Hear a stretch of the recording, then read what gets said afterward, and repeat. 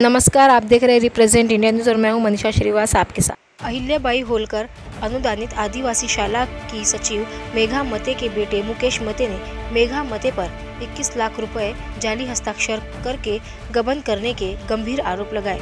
हमारी represent India news ने इस पूरे प्रकरण पर मेघा मते से विस्तार से बात की, तो ये देखते हैं मेघा मते ने क्या कुछ जानकारी दी।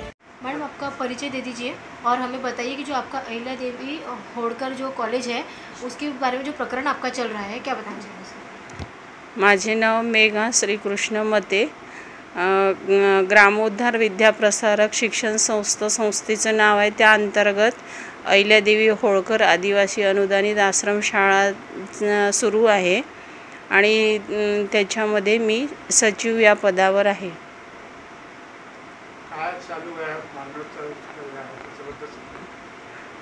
जे राजू ठवकर आहे आणि अतुल केची आहे यांना निलंबित केलं होतं, तर मी त्याच्यानंतर मी त्यांना कामावर रुजू करून घेतलं।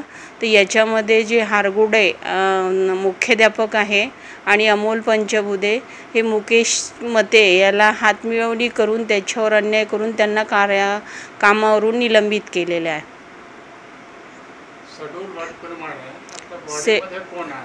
शेड्यूल 1 प्रमाणे बॉडीमध्ये मॅनेजमेंटमध्ये मी सचिव आहे आणि माझे वडील जे आहे तुळशीराम तुकारामजी गराड हे अध्यक्ष आहे। तुम्ही प्रकल्प अधिकारी किंवा समाज कल्याण अधिकारी यांच्याकडे काही प्रस्ताव दिला आहे का? प्रकल्प अधिकाऱ्यांकडे वारंवार मुकेश मते यांच्या रिकव्हरीची आणि राजीनाम्याची फाईल सादर केली आहे, पण त्यांनी अजूनपर्यंत कोणत्याही प्रकारची कार्यवाही त्याच्यावर केली नाही आहे आणि उलट त्याचे पेमेंट काढून त्याला सपोर्टिंग करत आहे। मुख्याध्यापक कोण आहे, त्याचं नाव काय आहे तुमच्या समोर? अमोल पंचबुधे आणि हारगुडे। मुख्याध्यापकने तुमची काही मंजुरी घेतली का यांमध्ये पगार वगैरे काढण्या अगोदर? नाही, मुख्याध्यापकांनी कोणत्याही प्रकारची मंजुरी घेतली नाही, ठराव पण घेतलेला नाही आणि आम्हाला काही माहीत नसताना मुकेश मते हा आम्हाला शाळेत येऊ देत नाही आणि आम्ही शाळेत गेल्यासमोर भांडण करून खोटे आरोप लावून आमच्या रिपोर्टी देत असते। प्रकल्प अधिकारी किंवा अपर आयुक्ताकडे तुम्ही तक्रार केली आहे, तर तक्रारीमध्ये काय मागणी केली आहे? त्यांना सांगितलेलं आहे की अतुल केचे आणि राजू ठवकर हे नियमबाह्य नाही आहे, त्यांना कामावर घेतलेलं आहे आणि नियमबाह्य पद्धतीने त्याला काढलेलं आहे, तरी त्यांचे पगार काढण्यात यावं, तर ते आदिवासी ऑफिस पण आमचं ऐकत नाही। मुकेश श्रीकृष्ण मते हा शाळेत कोणी नसून शाळेत जाऊन आम्हाला धमकवून त्रास देण्याचा, कर्मचाऱ्यांना त्रास देण्याचा प्रयत्न करते आणि वारंवार खोट्या तक्रारी करून त्रास देत असतो।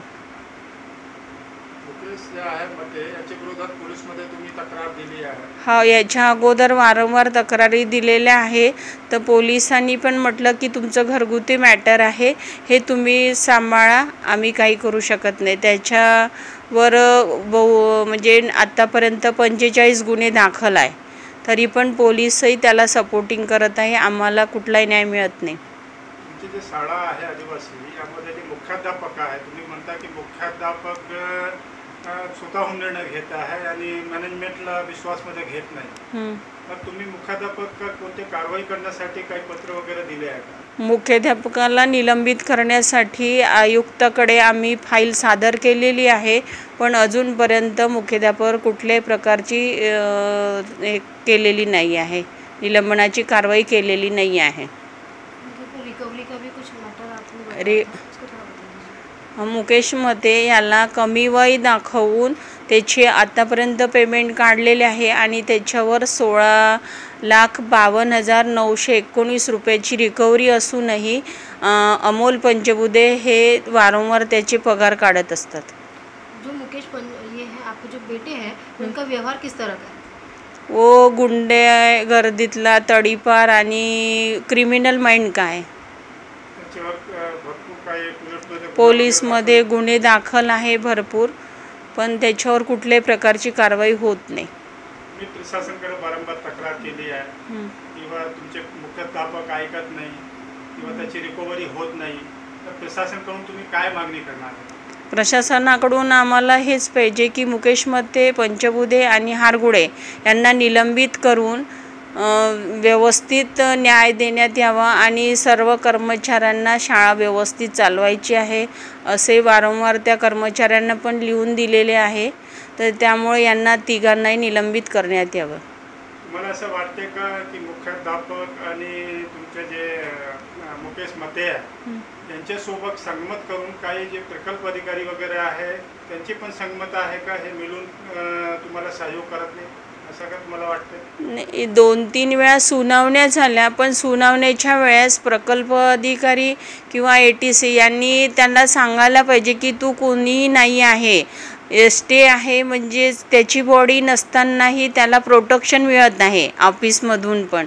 आणि अध्यक्ष तिथे हजर राहतच नाही आणि मुकेश मते हा मॅनेजमेंट बॉडीमध्ये कोणत्या पदावर नाही आहे. चॅरिटी कमिशनरमध्ये तुमची केस सुरू होती, हायकोर्टात पण ते मुकेश मतेने तक्रार केस टाकली होती, त्याचं काय झालं आहे? चॅरिटीमध्ये पण आमच्याच बाजूनी रिझल्ट आहे आणि हायकोर्टात जे केस टाकली होती तर त्याची केस डिस्पोज झाली आणि त्यांनी परत सांगितलेलं आहे की तू जॉईंट चॅरिटीकडे जा, म्हणून आता जॉईंट चॅरिटीकडे त्यांनी केस दाखल केलेली आहे.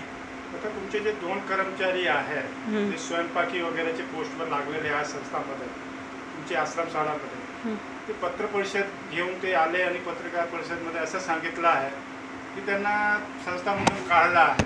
तर त्या दोघांना तुम्ही काढला संस्थामधून, कोणाने म्हणजे त्याला पगार बंद केली आणि संस्थामधून बाहेर केला? संस्थेमध्ये बाहेर आम्ही काही काढलेलं नाही आहे आणि आमची बॉडी असतानाही मुकेश मतेंनी हारगुडेला पत्र देऊन त्यांनी काढलेलं आहे,